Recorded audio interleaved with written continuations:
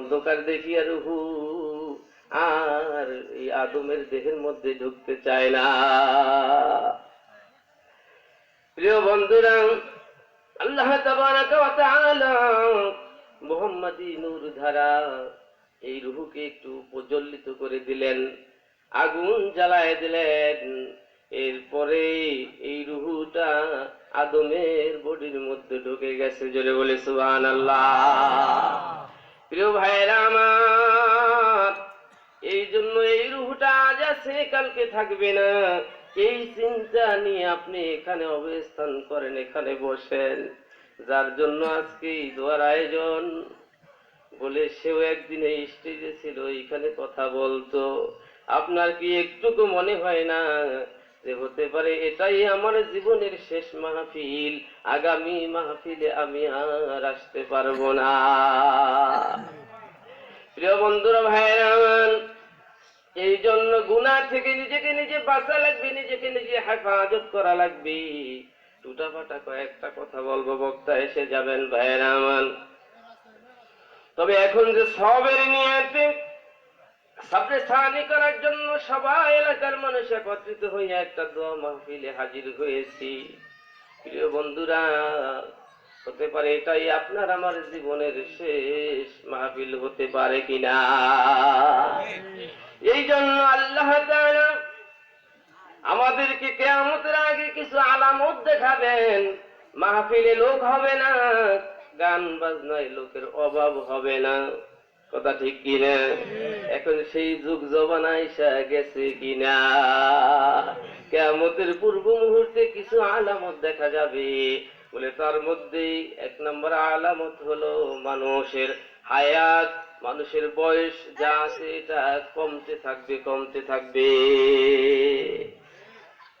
প্রিয় বন্ধুরা, মাসকে মনে হয় যেন কয়েকটা দিনের মতো মনে হইতেছে, দিনকে মনে হইতেছে যেন কয়েকটা ঘন্টার মতো মনে হইতেছে, বলে কয়েকটা সেকেন্ডের মতো, মিনিটের মতো মনে হইতেছে। বলে সেদিনকার ছেলে এই বছর পাশে যাইতে না যাইতে বড় হয়ে গেছে, কিছুদিন যাইতে না যাইতে তার দাড়িগুলো আবার সাদা হয়ে গেছে। এইভাবে সেদিনকার সওয়াল মনে হয় যেন এত তাড়াতাড়ি কেমনি বুড়া হয়ে গেল। কিয়ামতের পূর্ব লক্ষণ হলো একটা, যে সময়টা এত দ্রুত মানুষের কাছ থেকে চলে যাবে, এত দ্রুত চলে যাবে, মানুষ টেরই পাবে না। সে যে কবরের দিকে পা বাড়াইতেছে, সে যে চলে যাচ্ছে, তার সময় যে শেষ হয়ে যাচ্ছে, এখনো সে বুঝতে পারতেছে না, টের পাচ্ছে না। প্রিয় বন্ধুরা, এটাও কিয়ামতের একটা আলামত। বাজারে গেছে, কেন তোর বাপের নাম কি? এটা অমুক। হায় হায়, সেদিন দেখলাম তোর ল্যাংটা, আজকে তোর দাড়ি পেকে গেছে। হ্যাঁ, তোর বাপের বিয়ে খাইলাম আমি। বলি এরকম মানুষের কাছে আশ্চর্যজনক কিছু মনে হবে। মানুষ মনে করবে যে কিয়ামতের একটা আলামত, মানুষ মনে করবে হাইলে সেদিন দেখলাম আর আজকে কি হয়ে গেল। বলে কিয়ামতের এটাও একটা পূর্ব লক্ষণ, সেইটা আমাদের কাছে এখন মনে হইতেছে কিনা, কথা বলেন। প্রিয় বন্ধুরা, জুলুম বেড়ে যাবে, জুলুমের পরিমাণ কি হবে? এক মুসলমানের উপরে কোনো জুলুম করতে পারে না। সমাজে সেই জুলুম আছে কিনা, কথা বলেন। সেই জুলুম এখন তৈরি হয়ে গেছে। অথচ প্রিয় বন্ধুরা, জুলুমের ব্যাপারে এমন ভাবে বলা হয়েছে যে কোনো মুমিন আরেকজন মুমিনের উপরে জুলুম করতে পারে না। এখন সেই জুলুমের পরিমাণ দিনে দিনে, ডে বাই ইনক্রিজিং, প্রচুর পরিমাণ বৃদ্ধি পাচ্ছে। ভাই ভাইয়ের উপরে জুলুম করছে, স্বামী তার স্ত্রীর উপর জুলুম করছে, এভাবে একে অপরের উপরে জুলুম আর অত্যাচার চালাচ্ছে। চালায় কি চালায় না, কথা বলেন। একটা বাত কি ভেবে দেখছেন? রাসূল আকরাম সাল্লাল্লাহু আলাইহি ওয়াসাল্লাম বলেন, যদি কোনো ব্যক্তি কোনো মুসলমানের উপরে বা কোনো অন্য সম্প্রদায়ের উপরে যদি জুলুম করে, জুলুম বলে কেমন করে জুলুম হয়? বলে জুলুম হলো একজন গরিব রিকশাওয়ালা, টাকা নাই, পয়সা নাই, কিন্তু সে এত টাকার মালিক, এত পয়সার মালিক, এখান থেকে গাবুয়া বাজারে যাবে, 10 টাকা ভাড়া মিটাইছে, কিন্তু গাবুয়া বাজার থেকে আরো দেখা যায় 10 মিনিট রাস্তা সামনে চলে গেছে। রিকশাওয়ালা গরিব মানুষ বলছে, ভাই গাবুয়া বাজারের কথা বললেন, কিন্তু নিয়ে আসলেন আরো 10-20 মিনিটের রাস্তা বেশি, এটা তো আপনি ভাড়া মিটান নাই, এখানে 10 টাকা ভাড়া হবে না, আল্লাহর রাস্তায় আর 5টা টাকা বাড়ায় দেন। হ্যাঁ বলছে, বেটা তুই আমাকে চিনো, আমি উপজেলা পর্যায়ের কত বড় নেতা, আমার নাম শুনলে মানুষ পোশাক করে দেয়, তুই আমাকে চিনো না? গরিব মানুষ রিক্সাওয়ালা অত চালাক চতুর্না সাহেব বলছে, ভাই আপনি কোন লিডার, কোন দলে কি করেন, কোন উপজেলার সভাপতি, ওটা আমার দেখার নাই, আমাকে 15টা টাকা দেন, তাহলে আমার আর কোনো কথা নাই। এই কথা বলতে না বলতে রাগে তার থাপ্পড় বসাই দিছে। এটার নাম, এটার নাম কি? বলে এই যে তার শক্তি আছে, জনবল আছে, টাকার বল আছে, দেহের শক্তি আছে, যাকে মনে চায় তাকে থাপ্পড় বসায় দেয়, যাকে মনে চায় তাকে অকথ্য গালাগালি করে। বলে এইটা হইল জুলুম। আল্লাহর রাসূল বলেন, হাসরের ময়দানে কঠিন মুসিবতের দিনে এই জুলুমকারীদের বিচার আল্লাহ তাআলা অবশ্যই করবে। করবে কি করবে না? প্রিয় বন্ধুরা, শুধু আখিরাতের আশায় থাকা যাবে না। আল্লাহর রাসূল বলেন, যেই পরিমাণ জুলুম একজন ব্যক্তি আর একজনের উপরে করেছে, এই পরিমাণ জুলুমের বিচার না হওয়া পর্যন্ত, প্রতিশোধ না হওয়া পর্যন্ত তার দুনিয়াতে মরণ হবে না। আল্লাহু আকবার। আপনি মনে করেছেন আপনার গার আজকে শক্তি আছে, বল আছে, সামর্থ্য আছে, টাকার জোর আছে, ক্ষমতা আছে, এই জন্য থাপ্পড় বসাই দিলেন, অমুকের নামে মিথ্যা মামলা দিয়ে জেল খাটায় দিলেন, অমুককে আপনি বেকায়দায় ফেললেন, অথচ আপনি জানেন না এক মাঘে শীত যায় না, এক মাঘে শীত যায় না, এমন একটা অবস্থা কিন্তু আল্লাহ পাক আপনাকেও করাইতে পারে। পারে কি পারে না? সেই ক্ষমতা আমার আল্লাহর আছে কি না? প্রিয় বন্ধুরা, হাদিস শরীফ থেকে একটু শুনলে বুঝতে পারবেন।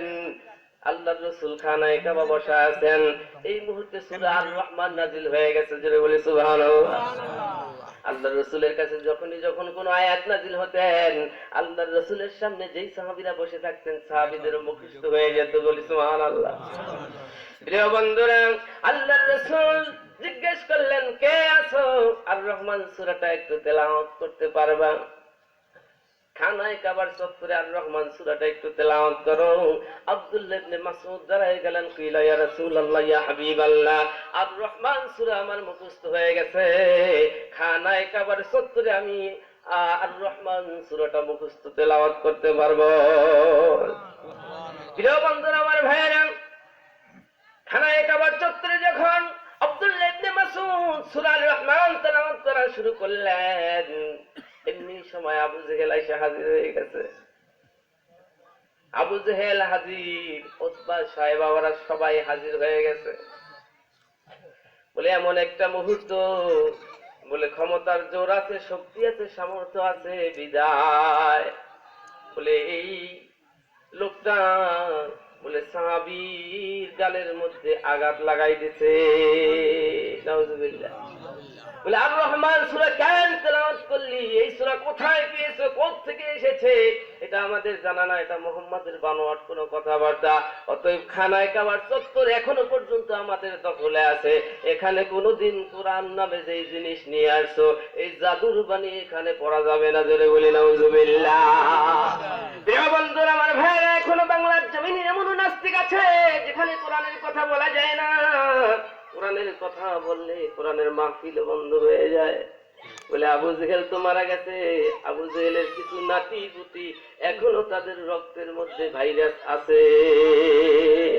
আপনি যদি মুমিন হন, মুসলমান হন, কোরআনের হক কথা যদি আপনার শরীরে লাগিয়েও যায়, তাহলে আপনাকে ধৈর্য ধারণ করা লাগবে, নিজের ব্যর্থতা মনে করা লাগবে। কোরআনকে অস্বীকার করা যাবে না, কোরআনের ওই হক কথার বাধা প্রতিবাদ করা যাবে না, এটা হবে জুলুম। প্রিয় বন্ধুরা, আমার ভাইয়েরা, বলে এইভাবে সাহাবীর গায়ে যখন আঘাত লাগাই দিলেন, আল্লাহর রাসূল কাছে যখন এসে বর্ণনা করলেন, নবী গো, আপনি সূরা আর রহমান তেলাওয়াত করার জন্য বললেন, আমি আর রহমান সূরা তেলাওয়াত করলাম। বলে এখন তো দেখতেছি আমার গালে এমন থাপ্পড় লাগাই দিয়েছে, কানের উপরে আঘাত হয়ে গেছে। বলে আমার কানটা পর্যন্ত বন্ধ হয়ে গেছে, আমি আর কানে শুনতেছি না। আল্লাহর রাসূল বললেন, যে তোমাকে কানে আঘাত করেছে, এই আবু জেহেলের মৃত্যুটা এমন ভাবে হবে তুমি জেনে নাও। বলে মৃত্যুর আগ মুহূর্তে আল্লাহ তাআলা এই কানে থাপ্পড়ের প্রতিশোধ না দেখাইয়া আল্লাহ ওকে মরণ দিবেন না। জোরে বলে সুবহানাল্লাহ।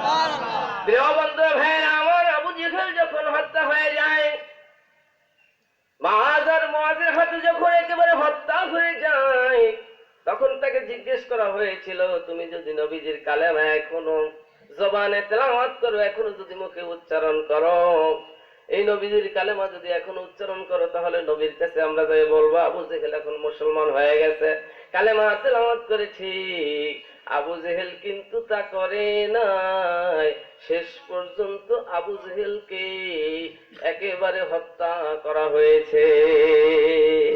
কিন্তু ছুরি যখন চালায় তখনও তার হেডাম কমে নাই। সে বলছে যে দেখো, আমার যে জবাই করতেছো, আমাকে যে হত্যা করতেছ, তবে এই যে কাল্লাটা কাটবা, ছুরিটা একটু বড় জোরে কাটো, কারণ যাতে দুনিয়ার লোকেরা চিনতে পারে যে এটা আবু জেহেলের কল্লা। দেখছেন, মরার সময়ও আবু তালেবের ব্যাপারটা এমন ছিল, আবু তালেবের কিন্তু হেডাম কমে নাই। সেও বলছিল দেখো লোকেরা কি বলবে, যে এত বড় জাতদের নেতা, সে এইরকমের শেষ মুহূর্তে কালেমা পড়ে মুসলমান হয়ে মারা গেল, অতএব এটা তো মেনে নেওয়া যায় না। অতএব আবু জেহেল বলছিল যে কল্লা যদি তোমরা কাটবাই, শোনো এমন জোরে ফাড়া দাও যাতে এই যে দেখা মানুষ মনে করতে পারে যে এটা নেতার একটা কল্লা। জোরে বলি নাউজুবিল্লাহ।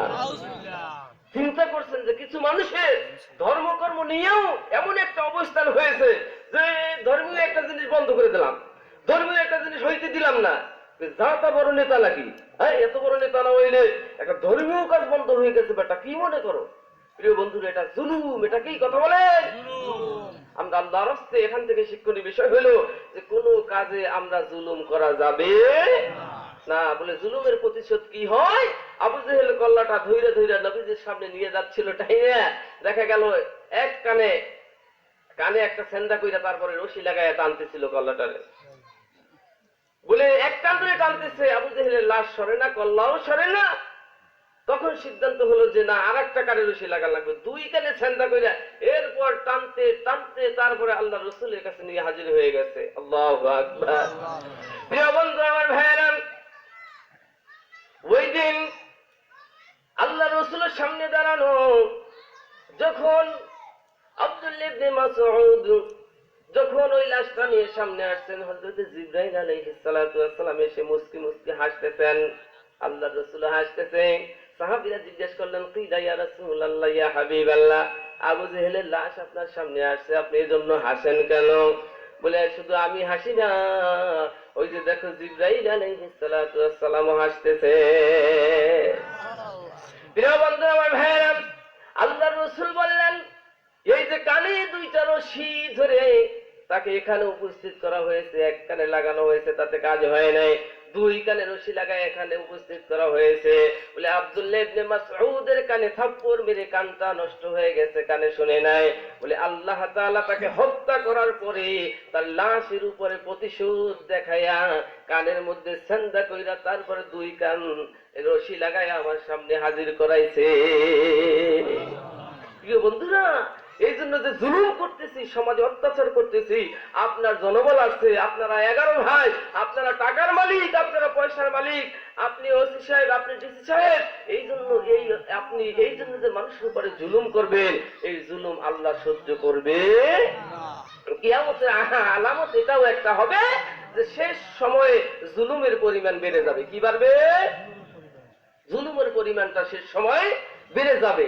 এটা কি কিয়ামতের একটা আলামত? এই জুলুম কি এখন আমাদের সামনে বাড়ছে না কমছে? কথা বলেন। দিন যত যায় এত জুলুম বাড়ে না কমে? হ্যাঁ, বাড়ে না কমে? কথা বলেন। আর একটা জিনিস হলো গান বাজনা। গান বাজনা মানুষের রক্তের মাংসের সাথে। একটা জিজ্ঞেস করলাম, এই বেটা রিক্সা চালা হুজুর, আমি যাচ্ছি এক জায়গায়, গানটা এখন বন্ধ রাখা যায় না? বলছে হুজুর আপনি তো বুঝেন না, গান তো আমার রক্তে মাংসে মিশে গেছে। জোরে বলি নাউজুবিল্লাহ। রে গান রক্তে মাংসে মিশে গেছে, এটা আমার দিলের সাথে একেবারে অন্তরের সাথে গাইতে গেছে। জোরে বলি নাউজুবিল্লাহ। অথচ বন্ধুরা আমার, প্রিয় ভাইয়েরা, যদি কেউ মুসলমান নিজে নিজেকে দাবি করে, তার যে দিলটা আছে, এই দিলটা লটকানো থাকার কথা ছিল মুর্শিদের সাথে। মসজিদে যখন মুয়াজ্জিন আযান দেয়, তখন যদি কোনো মুমিন আযানের আওয়াজ শুনে, তখন তার দিলটার মধ্যে ছটফট শুরু হয়ে যাবে, কখন যেন মসজিদে যায় জামাতের সাথে নামাজ পড়ব। এই রকমের যদি তামান্না দিলের মধ্যে তৈরি না হয়, তাহলে তার মুমিনের যে আলামত, মুমিনের যে একটা আলামত, সেটাই তো নষ্ট হয়ে গেছে। কথা ঠিক কিনা ভাইরা আমার? এই জন্য সে বলছে যে গানের জন্য তার রক্তে মানুষের দিল ছটফট করে। হুজুর বেয়াদবি নিবেন না, গান আমার বাজানি লাগে, গান না শুনলে আমার শরীর চলে না। আচ্ছা এই যুক্তি কি ঠিক আছে? কথা বলেন। প্রিয় বন্ধুরা আমার, তুমি যে গান শুনতেছ, হাসরের ময়দানে কঠিন মুসিবতের দিনে তোমার কি অবস্থা হবে? এমন একটা অবস্থা হবে, গান বাজনার সাথে যে তুমি রিলেটেড ছিলা, তোমার যারা ওস্তাদ ছিল, তুমি যাদেরকে গায়িকা হিসাবে প্রাধান্য দিতা, হাসরের ময়দান তাদের সাথে তোমার ওঠা বসা হবে। কোন গায়িকার গান শুনেছ, কোন নায়কের ডান্স দেখেছ, আল্লাহ তাআলা ওই সমস্ত মানুষদের সাথে তোমার হাসর নাসর করাইবে। আর এই দিলটা যদি মসজিদের সাথে লটকানো থাকে, কিসের সাথে? কথা বলেন। আল্লাহ রাসূল বলেন, রাজুলুন কলবুহু মুআল্লাকুন ফিল মাসাজিদ, যদি কোনো ব্যক্তির এই হৃদয়টা, এই দিলটা যদি মসজিদের সাথে লটকানো থাকে, তাহলে ওই ব্যক্তি হাসরের ময়দানে কঠিন মুসিবতের দিনে আরশে আজিমের নিচে ছায়া পাবে। জোরে বলি সুবহানাল্লাহ। আমরা আরশে আজিমের নিচে ছায়া পাইতে চাই কি চাই না? নাকি গান শুনে ওদের সাথে হাসর নাসর হবে? কোনটা হবে? কথা বলেন। এই জন্য দিলটা, রক্ত মাংস যেটা আছে, মহব্বত, প্রেম আর ভালোবাসা, এটা থাকবে একমাত্র খানায় কাবার অংশ মসজিদের সাথে। কিসের সাথে? কথা বলেন। হ্যাঁ না কি কথা বলেন? কিসের সাথে থাকবে? মসজিদের সাথে। আমার দিলের আন্তরিকতা, মহব্বতটা, যে মুয়াজ্জিন যখন আযান দিচ্ছে তখন আমার আর এখানে বসে থাকার সুযোগ নাই। বলে কিয়ামতের একটা আলামত হলো, শেষ জমানায় গান বাজনা মানুষ মনে করবে এটা কোনো গুনাহই না। কি কথা বলেন? কি গান বাজনা বাজতেছে বলে বাজতে বাজতে এমন হবে মসজিদের মধ্যেও গান বাজতেছে। আল্লাহু আকবার। এই ভাই, মসজিদের মধ্যে গান বাজে, তাকাই দেখতেছে যে এক মুসল্লি একেবারে হাবা কাবা পরা, লাল দাড়ি, বাপ রে বাপ। কেউ, হাজী সাহেব আপনার মোবাইলে এই গানটা কোসে পোলাপান নাতিতে দিয়ে দিছে, আমি আর কি করতাম? পোলাপান নাতিতে দিছে, আমি আর কি করতাম? বলে গানও এটা মানুষের কাছে এত সহজ, এত একটা সহনীয় পর্যায়ে এসে গেছে, বলে গানও এটা মানে কোনো গুনাহ হচ্ছে এটা মনেই হচ্ছে না, অথচ গান শোনা কবিরা গুনাহ। কি গুনাহ? হাজী সাহেবও দেখে, নাতিও দেখে, পুতিও দেখে, সবার ছেলে মেয়ে নিয়ে একসাথে সোফা সেটে পাও ফেলাই, আরে বাপ রে বাপ, কি দেখা যে দেখে। তা কি দেখে? তাই দেখি একটু, যদি বেশি বেকাতে পড়ে যায়, দাড়ি টুপি থাকে, তখন খবর দেখি, খবরের নাম দিয়ে ওই যে দোকান কাটে পড়ছে, ঘন্টা পর ঘন্টা সিনেমা দেখে যাচ্ছে। অথচ এটা কবিরা গুনাহ প্রতি সেকেন্ডে সেকেন্ডে, মিনিটে মিনিটে হচ্ছে। হচ্ছে কি হচ্ছে না? বলে গান বাজনা শেষ জমানায় এমনটা হবে মানুষ গুনাহই মনে করবে না, অথচ গুনাহ তার মিনিটে মিনিটে সেকেন্ডে সেকেন্ডে হচ্ছে। অতএব এটাকে শেষ জমানার একটা আলামত এখন লক্ষণীয় হচ্ছে কিনা? কথা বলে। প্রিয় বন্ধু আমার, ভাইয়েরা, অল্প সময়ে কথা বলে রাখবি, কিয়ামতের শেষ আলামত আরো ৭২টার উপরে রয়ে গেছে। মানুষ মানুষকে হত্যা করবে, সে নিজে জানে না কি কারণে তার ভাইকে হত্যা করা হচ্ছে। মানুষ মানুষকে মারবে, মানুষ মানুষকে কিলাবে, ঘুষাবে, সে জানে না কোন অপরাধের কারণে লোকটাকে মারা হইতেছে। বাড়িতে এসে আয় রে হায়, যা করলাম না আজকে। কি গাজীপুর বাজারে দেখছি একটা লোক কি করছে না করছে, দিলাম কয়েকটা। মানে হাতি যদি বিপদে পড়ে চামচি করে লাথি মেরে একটা কথা আছে না? কি একজনে বাজারে গিয়ে ধর ধর কথা কইছে, যে মানে কানালুল্লাহ জীবনে মানে মানুষের কথাও কেন চোখের দিকে চোখে রেখা সেও একটা ঘুষি দিচ্ছে। ঘুষে যে মজা পাইছি বেটা, পাগলা শরীরও না তো সুন্দর আসছিল, শরীরও আসছিল একেবারেই দিয়েছি সেই রকমের। কি কারণ কি হয়েছিল কি বাজারে? কয় না তা তো জানি না। এই কি হয়েছিল বাজারে? মানসকা লোকটারে কি হয়েছিল? তা তো জানি না। কিলেনের কাম কিলাইছি। বলে এক মুসলমান আর এক মুসলমানের উপর জুলুম এইভাবে বাড়বে, অত্যাচার এমনটা বাড়বে যে তার ভাইকে মারা হচ্ছে, তার ভাইকে হত্যা করা হচ্ছে, কি কারণ সেটাও তার জানা। এটাও কিয়ামতের একটা আলামত। প্রিয় বন্ধুরা আমার, আর একটা হত্যা এখন অটোমেটিক গোপনীয় হত্যা বেরিয়ে গেছে। আল্লাহু আকবার। হুজুর কি করেন? বছরে বছরে খালি প্রোডাকশন দেন, সওয়াল তো হইতেই থাকে। আল্লাহু আকবার। বলে কি বলে না? ঠাট্টা করে। হুজুর কয় ছেলে মেয়ে? কয় 11টা। আপনার কয়টা? কয় এক ছেলে এক মেয়ে। একজন 60,000 আর একজন 1,20,000 বেতন। কয় হুজুর দোয়া করেন, মাসে খুব বেকায়দা আছি, টানাটানি সংসারে, ঘর ভাড়া তাও দিতে পারলে না, না ঝামেলার মধ্যে আছে। আর হুজুরের ছেলে মেয়ে কয়টা? সব মিলে 11টা। হুজুর কেমন আছে? আলহামদুলিল্লাহ, আল্লাহ খুব ভালো রাখছে। বলে কেমনে কি? কয় না আলহামদুলিল্লাহ, সব ছেলে মিলে খুব সুখী আছি। তাহলে হুজুরের কোনো কষ্ট নাই, ওরা গোপনে গোপনীয় হত্যা। বলে ছেলে মেয়ে যদি একটা হয় যদি দুইটা হয় তাও ভালো, আর চাইছে আরো ভালো যদি একেবারে না থাকে। কথা বলছেন না, কপাল পুরা আহা। অথচ আল্লাহ রসুল বলছেন ওই বংশে বিয়ে করো, দেখো কাদের বাল বাচ্চা বেশি হয়, কোন বংশে উড়ার সংসার মেয়েদের বেশি হয়, প্রজনন ক্ষমতা আছে, ওই বংশে বিয়ে করো যাতে ছেলে মেয়ে আরো বেশি হয়। জোরে বলি সুবহানাল্লাহ। এরা করে কি এখন মায়াবরী আরো কত পদ্ধতি বের হয়েছে, বাপরে বাপ, এগুলো এখন সিলেবাস বানাইয়া এগুলো বলা হচ্ছে ইসলাম, এগুলো হারাম হারাম হারাম, এগুলা শেষ জবানের একটা আলামত। হুজুর বোঝেন না তো, আনবেরাই তো জামার দাম বাড়াইলেন, কাপড়ের দাম তো আনবেরাই বানাইলেন, এত বড় কাপড় কিনতেন মেয়ে, এই জন্য আমরা কাপড় ভাগেই পাই না, আমরা বলেই বাড়াইছি। হ্যাঁ, আর আপনার এত ছেলে মেয়ে হওয়ান, এই কারণে খানার অভাব পড়ে গেছে। জোরে বলেন নাউজুবিল্লাহ। অথচ খানার দায়িত্ব কার? রিজিকের ফয়সালা হয় কোত্থেকে? একটু কথা বলে, রিজিকের ফয়সালা করে কে? প্রিয় বন্ধুরা আমার ভাইরা, এই যে বনের মধ্যে যে বাঘ রয়েছে, এই এক একটা বাঘের কত পরিমাণ খাবার, 50 কেজি 60 কেজি 70 কেজি খাবার দিলেও তো গোশ দিলেও খাইয়ে ফেলবে কি খাইবে না?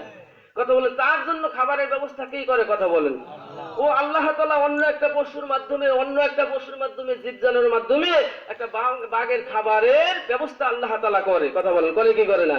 বলে সেই আল্লাহ কি আমাদের রিজিকের ফয়সালা করতে পারবে কি পারবে না? সেই বিশ্বাসের ইয়াকিন যদি না থাকে তা আপনি আমি কিসের মুসলমান? মুসলমানই তো না। কথা বলেন, হ্যাঁ? বলে বাঘের কোন বউ চাকরি করে, কোন এনজিওতে তার ইয়ে আনা আছে, 3 লাখ 4 লাখ করে সুদে আনা আছে, টাকা আছে নাকি?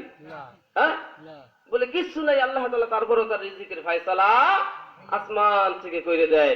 অতএব যদি কোনো মুমিন এইভাবে ইয়াকিনের ধারণা রাখতে পারে, তাহলে অবশ্যই আল্লাহ তাআলা তার গায়বী খাজানা থেকে রিজিকের ফয়সালা করবে কি করবে না?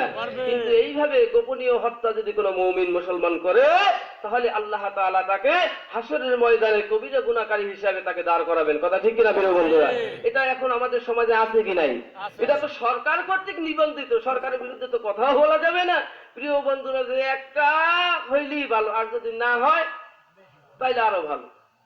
কিন্তু যার সন্তান নাই ভাই, তার কাছে জিজ্ঞেস করে দিন, তাম দুনিয়ার সুখ শান্তি টাকা পয়সা সব আছে, একটা সন্তান নাই, তাহলে তার হৃদয়ের যে আঘাত যন্ত্রণা বেদনা, এটা পৃথিবীর কাউকে বলে বোঝানো যাবে।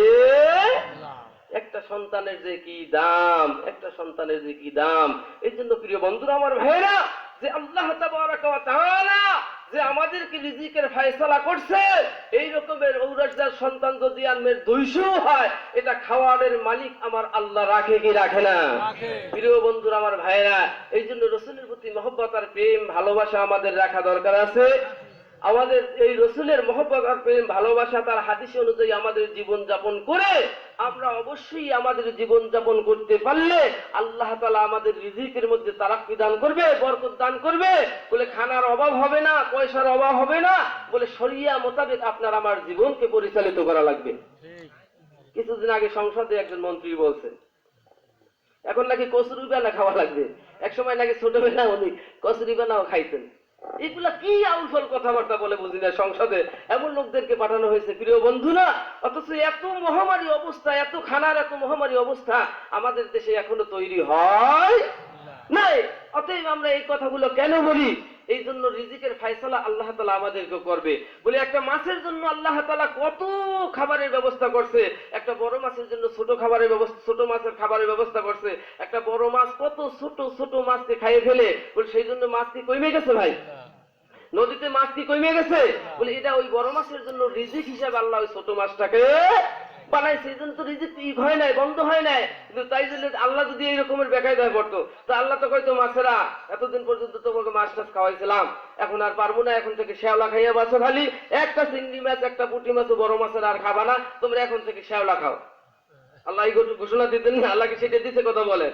আল্লাহ তাআলা বলছে যত মাছ খাইতে পারো আরো খাও, ছোট মাছ তৈরি করার দায়িত্ব আমি আল্লাহর। কার কথা বলেন? আল্লাহ। প্রিয় বন্ধুরা আমার ভাইরা, এই জন্য মুসলমান হিসেবে আমাদের যে ঈমানটা, আকীদার বিশ্বাসটা থাকা লাগবে, এইটা দিলের মধ্যে বসাইতে হইবে। আমার রিজিক দাতা, আমার হায়াত দাতা, আমার মওয়াত দাতা, এটা হলো একমাত্র আমার আল্লাহ। এই একটা জিনিস অন্তরের মধ্যে আমরা আজও পর্যন্ত বসাইতে পারি নাই, যে রিজিকের ফয়সালা, আমার রিজিকের ফয়সালা, আমার সম্মানের ফয়সালা, বলে আমার ইজ্জতের ফয়সালা এগুলো আল্লাহ তাআলার পক্ষ থেকে আসে। কার পক্ষ থেকে কথা বলেন? এই গতকালকে চেয়ারম্যান ওখানে একটা মাহফিলে বলছিলেন, তার বাবা যদি আজকে বেঁচে থাকতেন তার বাবা অবশ্যই হয়তোবা খুশি হইতেন যে এই চেয়ারম্যানের বাবাও জানতেন না কোনোদিন যে আমার ছেলে চেয়ারম্যান হবে, চেয়ারম্যান সাহেব নিজেও জানতেন না যে আমি কোনোদিন চেয়ারম্যান হব কাকাবুনি ইউনিয়নে। বলে এটা আল্লাহ তাআলার পক্ষ থেকে ফয়সালা। কার পক্ষ থেকে? সম্মান আল্লাহ দেয়, আল্লাহ ইজ্জত দেয়, আল্লাহ মুহূর্তের মধ্যে আবার ইজ্জত কাইরাও নিতে পারে। সেই ক্ষমতা আল্লাহর আছে কি নাই? সেই বিশ্বাসটা সেই দিলের মধ্যে সেই আন্তরিকভাবে যে বিশ্বাসটা করা দরকার সেইটাই আমাদের নাই। কথা ঠিক কিনা ভাই? মনের মধ্যে খালি আছে যদি আর কিন্তু। তা আল্লাহ যে খাওয়ায়, কিন্তু এই যে কিন্তু আর যদি ইমানের মধ্যে যাদের আছে এটার মধ্যেই ভেজাল, এটার মধ্যেই মুনাফিকি, এটার মধ্যেই মুনাফিকি। ইমানের ক্ষেত্রে যদি আর কিন্তু কথা চলবে, ইমানের মধ্যে কি চলবে না? যদি আর কিন্তু কথা চলবে না। এই জন্য ইমানটাকে ভাই পাকাপোক্ত করা লাগবে। বলি একমাত্র আল্লাহ তাআলাই আমার হায়াতের মালিক, একমাত্র আমার মওতের মালিক আমার আল্লাহ, একমাত্র রিজিকের মালিক আমার আল্লাহ। এই কথাটা দিলের মধ্যে বসান লাগবে। কি করা লাগবে ভাই? এই কথাটা দিলের মধ্যে বসাইয়া নবীজির যে সুন্নাত তরিকা আছে শরিয়া মোতাবেক নিজের জীবন যাপনকে পরিচালিত করলে বলে তার দুনিয়ার জমিনেও বেইজ্জতি হওয়া লাগবে না, বলে দুনিয়ার জমিনেও তার অভাব থাকবে না, বলে দুনিয়ার জমিনেও তাকে কেউ অসম্মানী করবে না। বলে আর মরতে তো দেরি, তো আল্লাহ তাআলা তাকে জান্নাতের মধ্যে বহু নাজ নিয়ামত দিয়া আল্লাহ তাআলা তাকে সম্মানিত বানাই দেবেন। জোরে বলে সুবহানাল্লাহ। এই জন্য রসুলের প্রতি যে আমাদের মহব্বত, সেই মহব্বতটাও নাই। তার তরিকা অনুযায়ী যে আমাদের জীবনযাপন করা লাগবে, একমাত্র বিশ্বনবীর তরিকার মধ্যে শান্তি রয়ে গেছে, একমাত্র কোরআনের মধ্যে যে আমাদের সব ফয়সালা রয়ে গেছে। আল্লাহর রসুল যে বলে গেলেন লান তাদিল্লু মা তামাসসাকতুম বিহিমা